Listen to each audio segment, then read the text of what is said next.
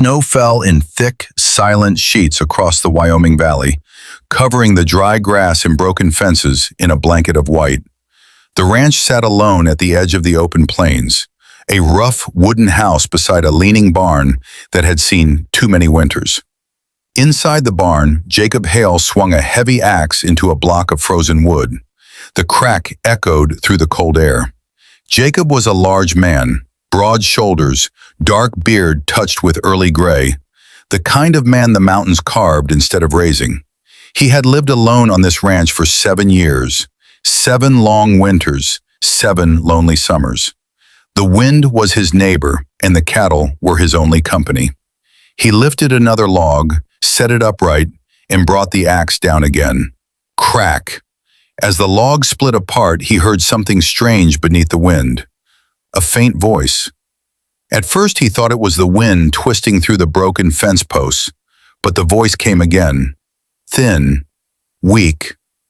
"Please, sir." Jacob froze. Slowly he stepped out of the barn into the falling snow. The valley was empty except for one small figure standing beside the ranch gate. A woman. She looked barely able to stand. Her coat was thin and covered with snow, her dark hair clinging to her face in frozen strands. She stepped forward slowly, her boots sinking deep into the snow with each step. Jacob watched carefully. Out here, strangers usually meant trouble. But this woman looked more like she had already lost a battle with the winter.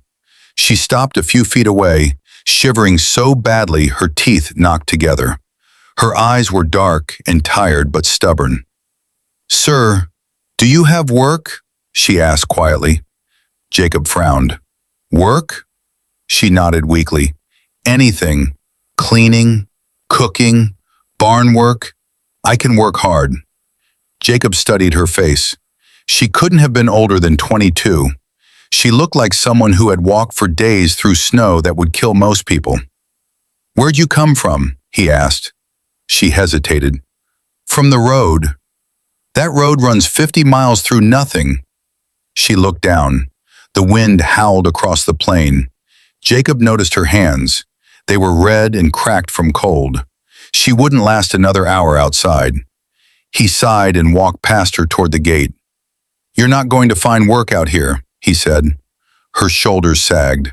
For a moment it looked like she might collapse into the snow. Then Jacob opened the gate and looked back at her.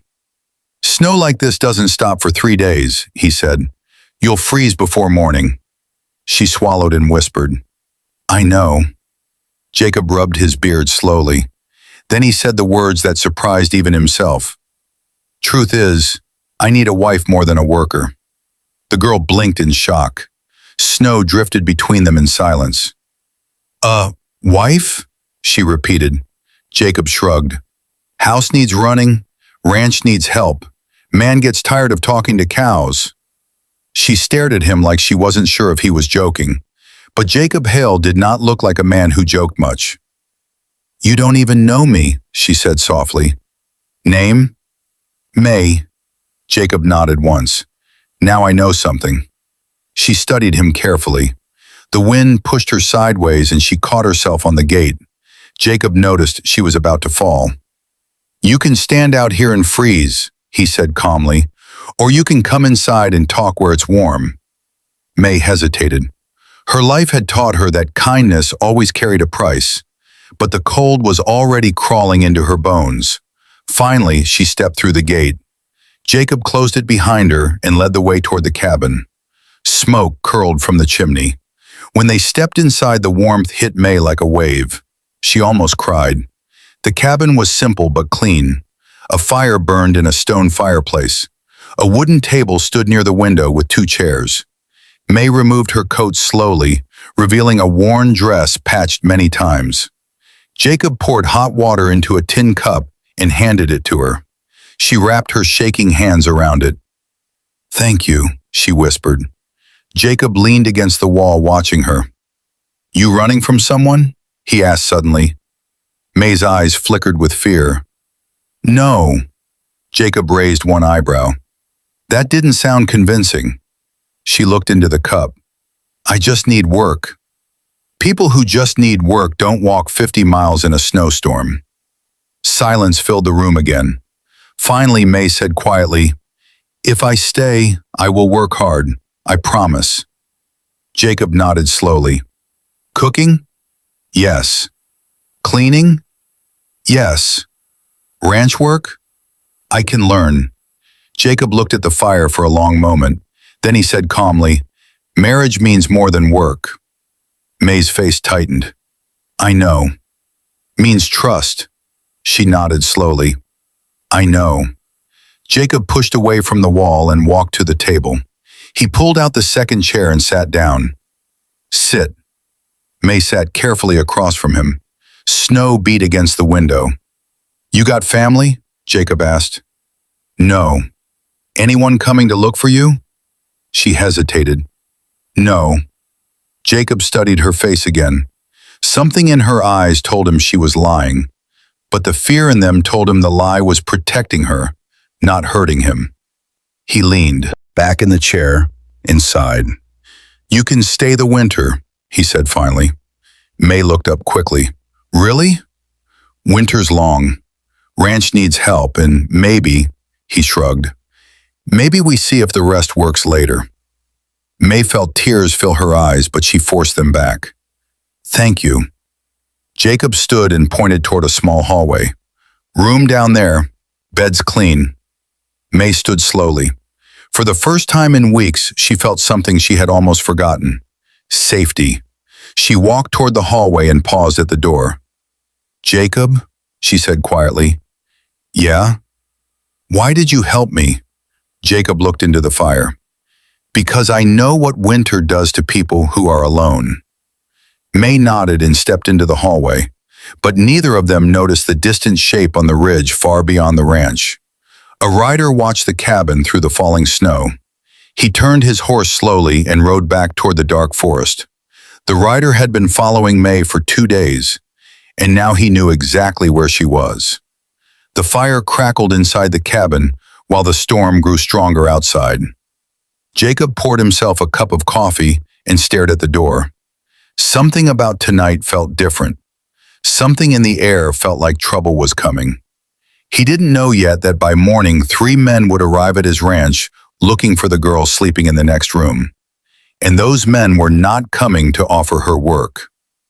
The wind roared across the plains as the snowstorm swallowed the valley whole.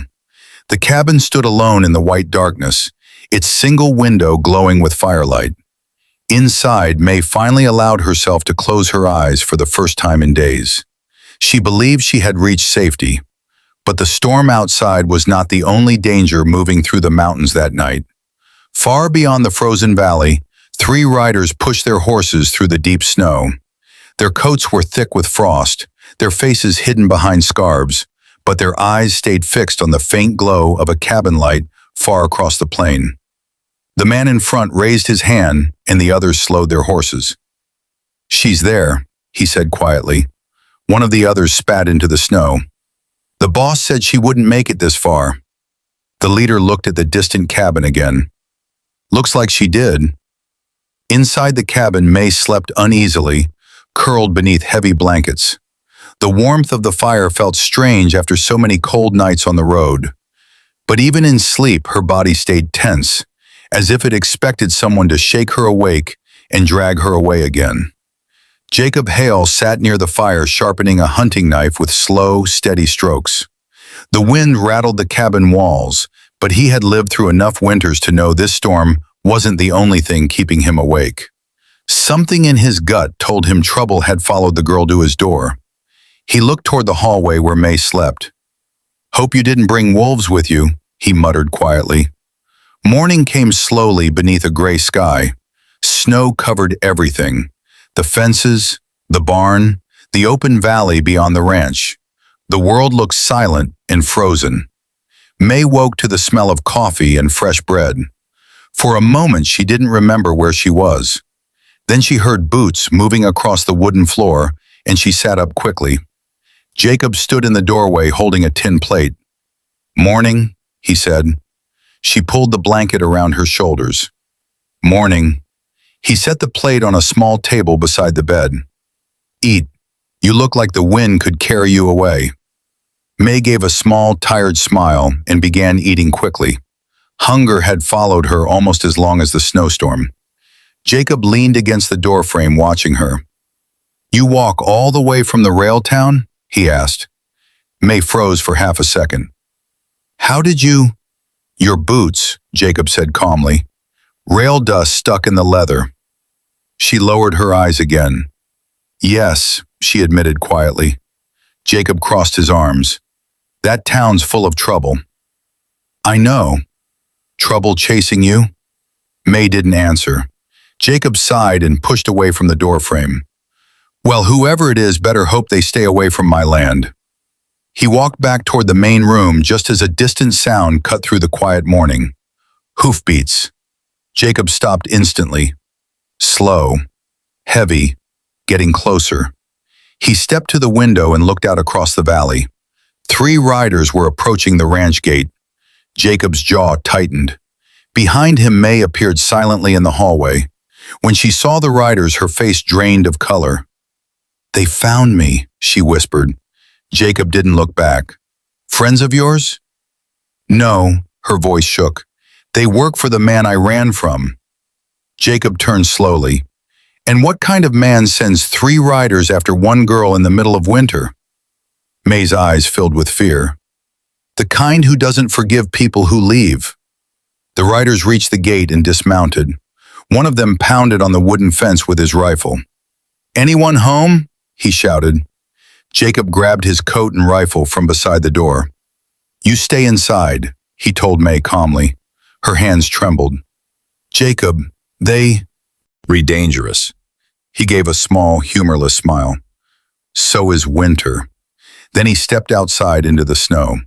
The 3 men watched him walk toward the gate. The leader spoke first. "Morning, rancher." Jacob stopped a few feet away. "Morning. We're looking for someone."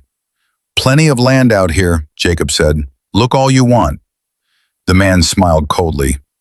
"Young Chinese girl, thin, dark hair, walks like she's been running." Jacob's eyes hardened slightly. "Haven't seen anyone like that." The second rider laughed. "Funny thing about snow, rancher." He pointed toward the cabin. "Tracks don't lie." Jacob glanced briefly behind him. May's footprints were still visible in the snow leading from the gate to the cabin. The leader stepped closer. "Now we can do this easy, or we can do it hard."